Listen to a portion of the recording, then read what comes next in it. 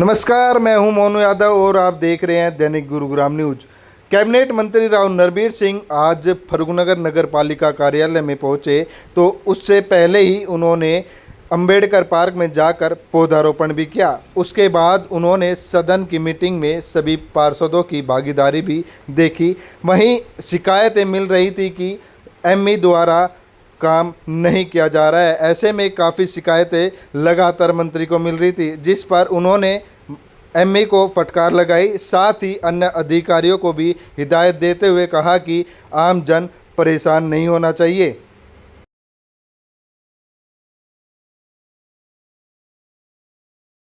वो पीछे अपना इसको जीएमडी को दिया था सर। जीएमडी को दिया था सर 10 एकड़ में स्पोर्ट्स कॉम्प्लेक्स बनाने को। अच्छा तो सर फिर वो हमारा फर्रुखनगर जीएमडी होता है। नगर पालिका ने पहले से एक बैठक रख रखी थी। एक मंत्री और विधायक के नाते मैं इस बैठक में हाजिर हूँ। कुछ एजेंडा आइटम थे, उनकी पूरी जानकारी यहाँ अपने बीरबल सैनी जी जो यहाँ के चेयरमैन है वो देंगे। लेकिन जितने एजेंडा आइटम थे सबको हमने पूर्ण किया। यहाँ एक बाईपास और बिजली को लेकर मैं बाहर काफ़ी लोगों से बातचीत कर रहा था, काफ़ी लोग परेशान थे, वो मुद्दा उठा, उसको लेकर क्या कहेंगे? नहीं, अभी इस हाउस की मीटिंग में भी सभी मेंबरों ने ये कहा है, चेयरमैन साहब ने भी, कि भाई हमारे यहाँ दो मुख्य मांगे हैं। एक बाईपास और एक हॉस्पिटल में बेड बढ़वाना और एक हॉस्पिटल को टेक ओवर करवाना, जो गवर्नमेंट ने टेक ओवर नहीं किया। कुछ थोड़ा सा काम रह रहा है, वो मैंने अभी एससी साहब से बात की, तकरीबन 15 अगस्त तक उसको पूर्ण कर देंगे जो काम रह रहा है। बाईपास की भी मैं कह रहा हूँ, नए मास्टर प्लान में हमने उसको बाईपास को मंजूरी दी है। और उम्मीद है कि जब मैं पिछली बार चुनाव लड़ने आए तो 3 मांगे थी। हर आदमी ये कहता था कि फर्रुखनगर का बाईपास, फर्रुखनगर में कॉलेज होना चाहिए और एक फर्रुखनगर का हॉस्पिटल होना चाहिए। वो तीनों मांग हमने पिछली बार पूरी करी। अब इनकी मेन 2 मांगे, वैसे तो रोज़ जीवन में मांगे बढ़ती रहती है, बढ़ती रहेंगी, मैं इनको पूरा करूँगा। बाहर में बातचीत कर रहा था, लोग बड़े खुश थे कि यहाँ जो चुनाव के दौरान समस्याएं थी कि ब्याज पे पैसे और उस तरह के गुंडा तो आपके आने से बाहर बधाई दे रहे थे, आपको के आने से वो आधे तो दूर हो गए। मेरी जानकारी में मैं पिछली बार भी एमएलए बना तो मैंने चुनाव में कहा था 14 में कि मैं गुंडागर्दी बर्दाश्त नहीं होने दूँगा। आज भी मैं कहता हूँ कि मैंने आते ही पहली बार पुलिस कमिश्नर को कहा कि थाने फर्रुखनगर में और सीआईए में ऐसा गुंडा एलिमेंट नहीं होना चाहिए जिनको लोग पुलिस प्रशासन को जिनकी मदद हो। तो वो सारे टोटल बदले गए।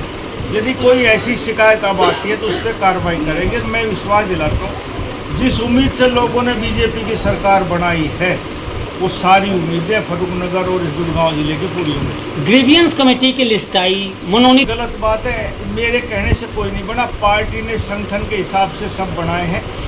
और मैं व्यक्तिगत तौर पर कहूँ तो मेरा कोई आदमी नहीं, ये सब भारतीय जनता पार्टी का आदमी है। भारतीय जनता पार्टी ने ही लिस्ट बनाई है। उन लोगों को क्या कहोगे सर जो अभी मनोनीत हुए हो या ग्रीवियंस में हो या फिर पार्षद हो? पार्टी ने बनाया, मैं सबको मुबारकबाद देता हूँ कि अच्छा काम करे। पार्टी ने सोच समझ के उनको बनाया। जल भराव को लेकर बहुत दौरे हुए, तमाम बैठकें किया आपने, और अभी भी बारिश के बाद आप रात आए हो, आपने हालात देखे होंगे सर। देखो साहब, मैं जब बैठक लेता था और दौरे करता था, मैं उस समय भी कहा करता, मीडिया में ये नोट भी होगा कि मैं कहा करता कि 2025 में सब जगह जल भराव को मैं नहीं रोक पाऊँगा, ना प्रशासन रोक पाएगा। हमने बहुत सी जगह चिन्हित करी, तकरीबन 150 से ऊपर जगह थी जहाँ जल भराव गुड़गांव में होता है। और हमने आधी से ज़्यादा जगह पे कोशिश करी कि उन पर सफाई हो, ड्रेनेज व्यवस्था ठीक हो। लेकिन आप ये जो बारिश में जल भराव हुआ, 7:30 से 8:30 बजे तक 103 mm बारिश 1 घंटे में पड़ी। जो जानते हैं उनको पता है कि 103 mm बारिश कितनी होती है। पूरी रात में 30 mm बारिश पड़ी, यानी आप 10 घंटे में 133 mm बारिश पड़ी। और उसके बाद 2-3 घंटे में वो पानी साफ भी हो गया। मैं मानता हूँ कि बहुत दिक्कत आती है, लेकिन मैं ये कह सकता हूँ कि जहाँ जहाँ जल भरा हुआ हम कोशिश कर रहे हैं, प्रयत्नशील है सरकार भी, प्रशासन भी, और हम भी कोशिश करते हैं। अगले साल तक कोशिश करेंगे कि जल भराव गुड़गांव सर एक आपका ड्रीम जो ड्रीम प्रोजेक्ट है वो माननीय नरेंद्र मोदी जी ने जब 2014 में पहली बार प्रधानमंत्री बने तो उन्होंने एक विजन रखा कि मैं एनसीआर में एक सफारी चाहता हूँ। उस समय मैं कुदरती फॉरेस्ट मिनिस्टर भी था, तो जब उस समय डॉक्टर हर्षवर्धन जी वन पर्यावरण मंत्री होते थे तो मैंने उनसे कहा कि मैं हरियाणा में बनाता हूँ, जहाँ फॉरेस्ट में जो ज़मीन में वो सफारी बननी है उस पर कोई इंक्रोचमेंट नहीं है।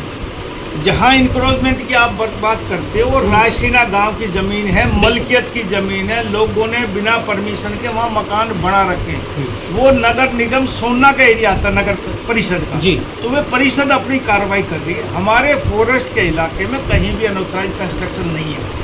तो मैं ये कह सकता हूँ कि अभी हम बनतारा होके गए, मैं और माननीय मनोहर लाल जी मुख्यमंत्री जी गए हैं वहाँ, उसको देख के आए किस मॉडल के आधारित वो सफारी बनेगी। ये अभी हम महीना 20 दिन में इसको फाइनल करेंगे। मुझे उम्मीद है कि मेरा कुछ प्रोजेक्ट है गुड़गांव में इस योजना में कि एक दुनिया की सबसे बड़ी सफारी बने, ग्लोबल सिटी बने, इंडिया हैबिटेट सेंटर की तरह गुड़गांव में हैबिटेट सेंटर बने, हाइड पार्क और सेंट्रल पार्क न्यूयॉर्क की तर्ज पर 100-150 एकड़ में एक पार्क बने गुड़गांव में, और गुड़गांव में एक अच्छी लाइब्रेरी बने, और गुड़गांव में जैसे माननीय मुख्यमंत्री जी ने घोषणा की है कि हम क्या बोलते हैं डिज्नीलैंड लेके आएंगे, उसकी तर्ज पर कोई न कोई अच्छा एक अम्यूजमेंट पार्क आए और एक वेडिंग जोन गुड़गांव में बने। क्योंकि जितना वेडिंग जोन गुड़गांव में है वो हमारा एम्यूनिशन डिपो के आसपास शादी ब्याह का है, तो कभी भी तलवार सुप्रीम कोर्ट की लटक सकती है, वो हटेंगे तो एकदम लोगों को दुविधा होगी। इसलिए मेरी सोच है कि हम गुड़गांव में एक वेडिंग जोन भी बना। लास्ट सवाल सीनियर और डिप्टी मेयर को लेकर मानेसर को। देखो ये गुड़गांव और मानेसर का आप ये गलत प्रयोग कर रहे हो।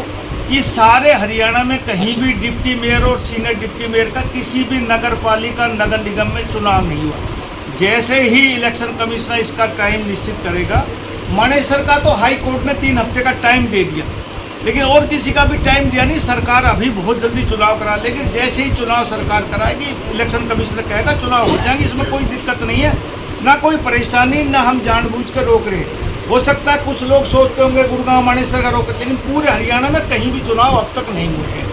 मंत्री जी, एक गाँव का आना होता है फरूखनगर के अंदर बस, और ये डाबोदा रोड से जो सुल्तानपुर रोड के लिए 27,71,000 रुपए की रिपेयर गड्ढे सर अब भी है, उसकी रिपेयरिंग अच्छी तरह से नहीं की गई।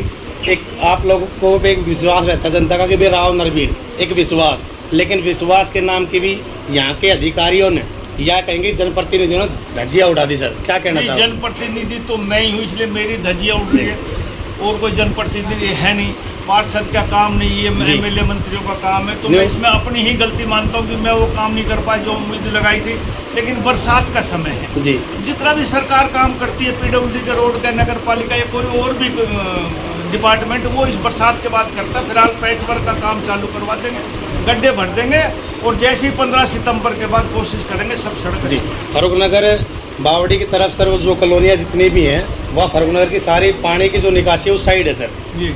एक बूंद भी पानी अगर आसमान से नीचे पड़ता है तो सर वहाँ जल भराव की स्थिति मतलब बेकार हो जाता है सर। कोशिश करेंगे कि अगली बार जल भराव ना हो। और ये नई नई नगर पालिका बनी है, परिषद बनी है हमारी पालिका है, तो फरूखनगर वालों को, सभी पार्षदों को मैंने कहा भाई देख के समाधान करो और मिल बैठ के जितना आप मिलकर काम करोगे तो फरूखनगर की व्यवस्था अच्छी हो जाएगी। आने वाले समय में मैं तो चुनाव में भी कहा करता कि लोग देखने के लिए आए कि भाई फरूखनगर कस्बा एक अच्छा कस्बा है। सरकार की तरफ से आप लोगों को पूरा सहयोग और समर्थन मिलेगा, पैसे की कोई कमी नहीं आएगी, लेकिन मिल बैठ के आप काम करोगे तो हमारा फरूखनगर अच्छा शहर एक चमकेगा। एक बस स्टैंड की बहुत पुरानी मांग है सर, 2006 में घोषणा बाईपास की। जो पूर्ण रूप से नहीं बन पाया, आधा बन पाया, उस बाईपास की बस स्टैंड की बहुत मांग है, और मैं उम्मीद करता हूँ कि बहुत जल्दी उसको शुरुआत करेंगे।